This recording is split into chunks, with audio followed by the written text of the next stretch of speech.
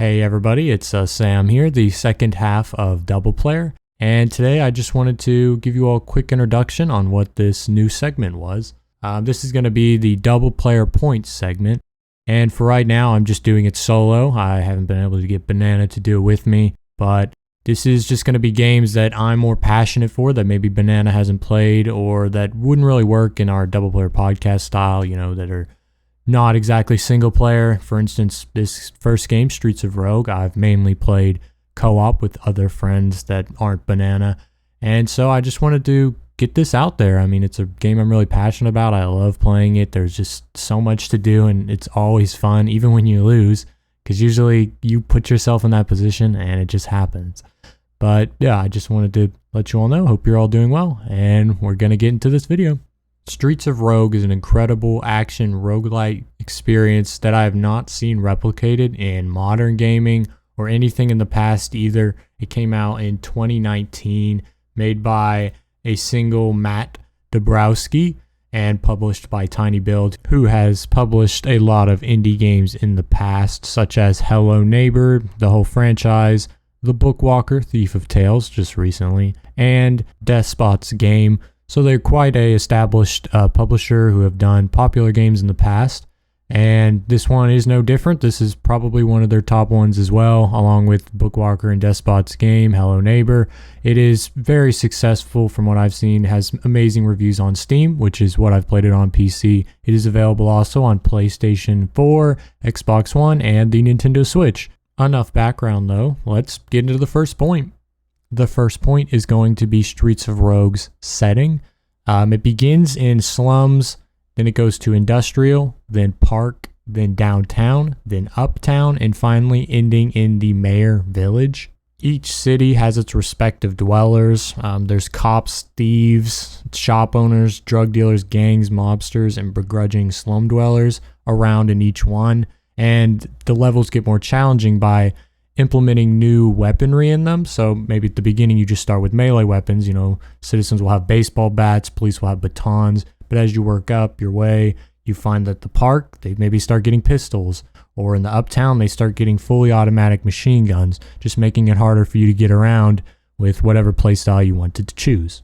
Now the setting has a lot to do with your playstyle, as you must complete 3 floors on each city. So you have to do 3 in the slums, 3 in industrial, 3 in park, etc. And you must use a variety of the weapons, boosts, tools, and money that you find when going through these levels.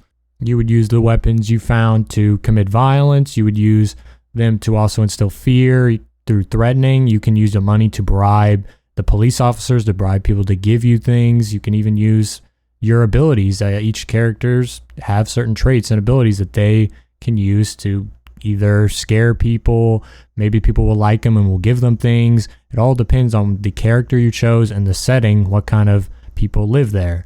Now you might be thinking, what's really the goal then to use all this? And that would be missions. Each floor has at least 2 missions you must complete to move on, and then your character will also have a big quest that will give you a lot of XP for completing on the floor, the city, and overall game. So it's good to get those done too. And usually it's not too hard to get them because there's not like a timer or anything in Streets of Rogue, but on the 3rd floor of the city, there is a modifier, and it's on by default. You can turn it off, but I don't think you get any achievements or anything like that for doing that.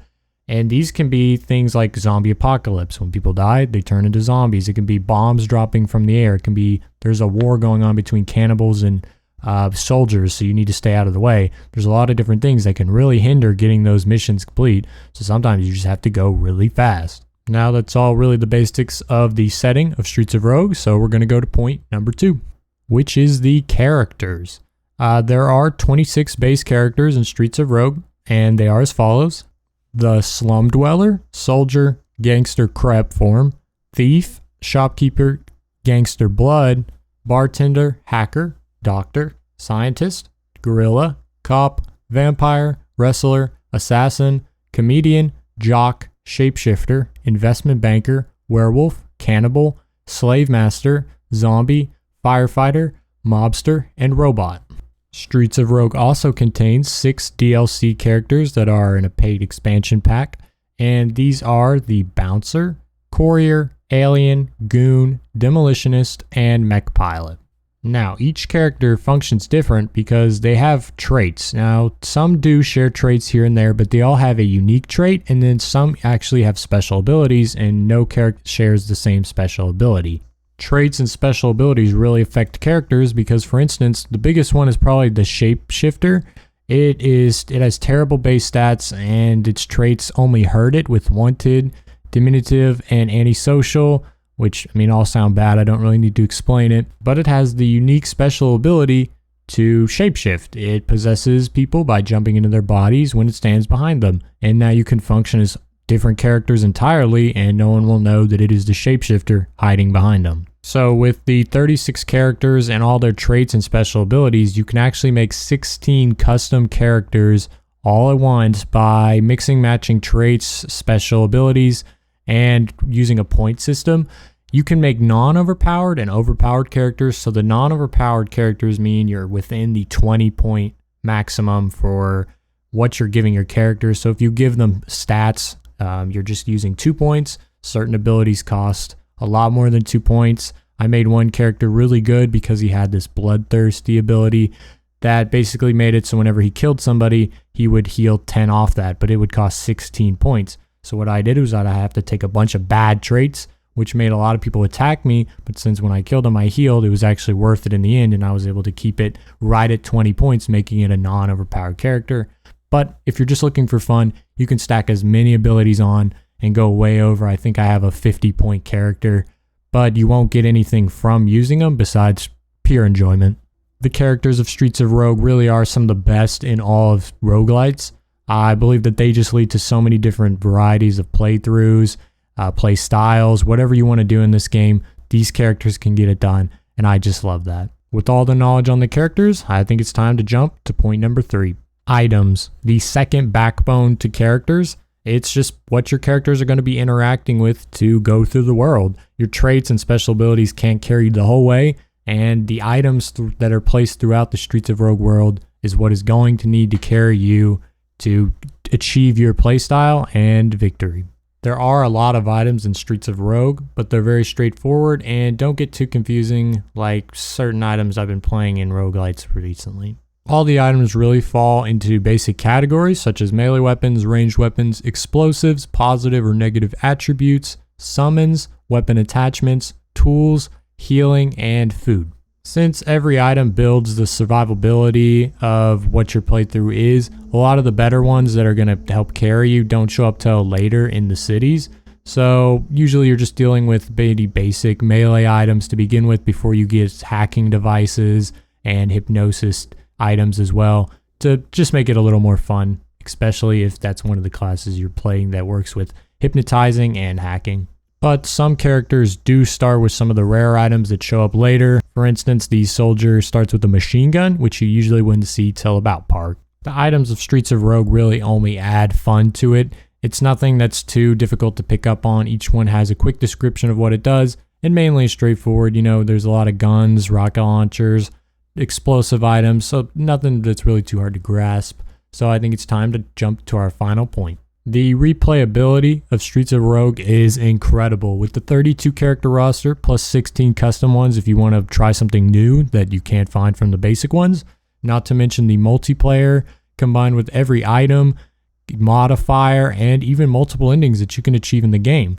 Now, something we really didn't talk about was actually the modifiers, but similar to how there's a modifier on every third floor of the city, you can make it so there's a modifier, for instance, every single floor. If you want more difficulty, you can make it so there's explosives everywhere at all times. Bullets explode, everything explodes, or to where you have infinite ammo. If you're just looking for fun, you can put those on. And you could even make the game easier like that. If you're really struggling and you just need to go farther to learn more about how the game works, just throw it on and forget the achievements for now. You know, it's better to play the game than struggle and never want to play again, which just brings it all back to that replayability. I mean, Streets of Rogue isn't my favorite roguelite or roguelike, but it definitely is probably the best one that I've played that has a co-op feature natively.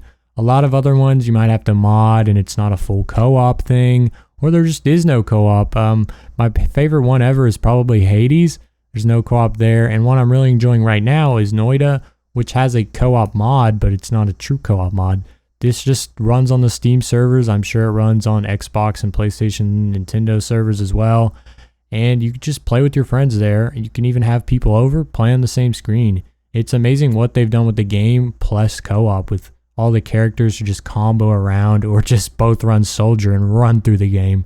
There's really nothing that stops you but sometimes skill and sometimes the imagination to get those missions done without causing too much trouble for yourself. So go play Streets of Rogue. Go play it now. There's a second one on the way. It's been announced, Streets of Rogue 2. No release date yet, but he showed a few screenshots. And also, if you're looking for difficulty in this game, maybe you've ran through it too easy, you don't really want to mess with modifications, I dare you to win the election fairly.